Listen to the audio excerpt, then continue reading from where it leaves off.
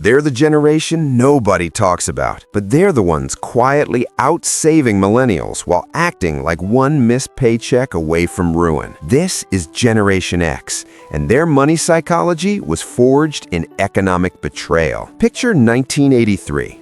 You're 10 years old, watching your dad deposit his paycheck at the local bank.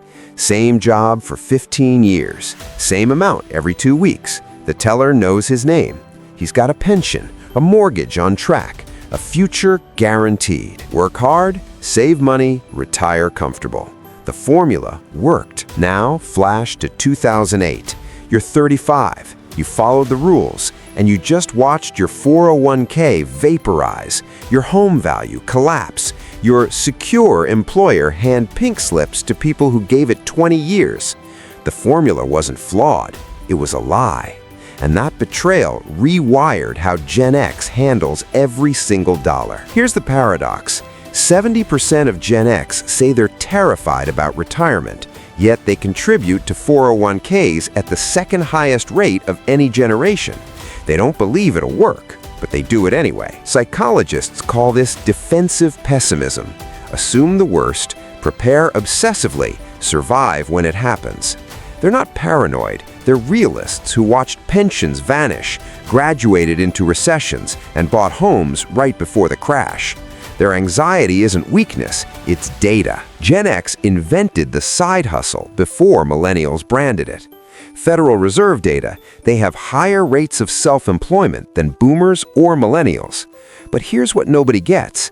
They're not trying to quit the 9-to-5 and live their dreams. They're building escape tunnels while keeping the main exit open. That Etsy shop, the rental property, the consulting gig, it's not ambition, it's insurance. Because in 1995, they watched their mom's company lay off people who'd worked there since before they were born. No warning, no safety net, just gone. Lesson burned into their DNA. Never depend on one source of income. Not because they're entrepreneurial, because they're terrified. Gen X will quit a Fortune 500 company via email, but they'll drive across town for the coffee shop where the owner knows their order. Adobe research, Gen X is 34% more likely than millennials to stick with brands from their youth, even when cheaper options exist. Why? Institutions betrayed them. People haven't. Corporations handed them severance checks and form letters, but that barista, that mechanic, that band they loved at 17, those things didn't lie to them. So they stay loyal not to companies, but to trust. Gen X saves obsessively, but drops $3,000 a year on concerts, travel, and live events, more than any generation in actual dollars. This isn't contradiction, it's strategy.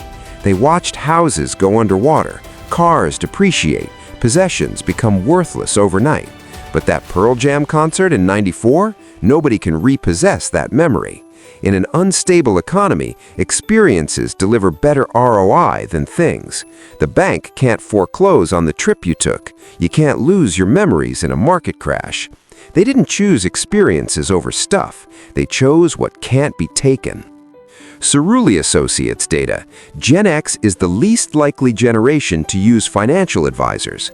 They'd rather build spreadsheets and manage portfolios themselves. Not because they're arrogant, because they watched experts mismanage their parents' pensions. They're the last generation that believes self-education works. They read books, they verify twice, they trust nothing without proof. It's not stubbornness, it's self-defense. They'll do the work themselves because the cost of trusting the wrong person is too high. Experian data, Gen X carries the highest total debt of any generation, but they're also the most strategic about it. $400,000 mortgage? Yes. $2,000 credit card balance? Never. Why? Control. A mortgage is predictable, fixed payment, clear timeline. Credit card debt is quicksand, slow, chaotic, endless. They watched consumer debt swallow their parents whole in the 80s and 90s, then saw it detonate in 2008. Their rule isn't never borrow, it's only borrow what you can map to completion.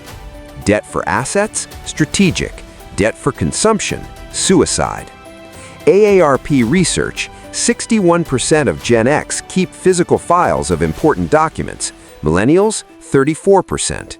They're not technophobic. They built the internet, but they also remember when databases crashed, when companies lost records, when digital promises evaporated. So they used digital banking apps and paper statements, cloud storage and fireproof safes. It seems excessive until you've lived through multiple system failures. Their motto, trust technology to work most of the time, trust paper to work all of the time. Gen X isn't confused, they're adapted.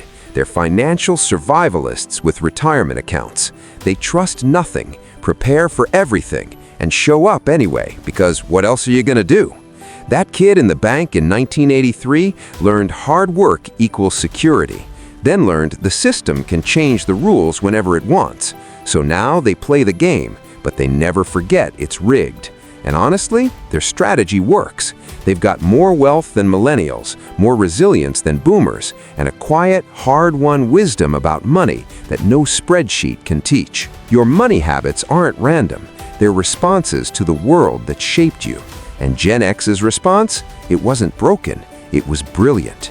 What Gen X money habit do you recognize in yourself or someone you love?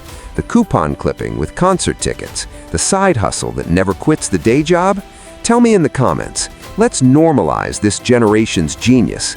And if you want more psychology behind the money choices we all make, hit subscribe, because understanding your wiring is the first step to mastering it. Gen X isn't broken. They're the generation that learned to build lifeboats while everyone else was still admiring the ship.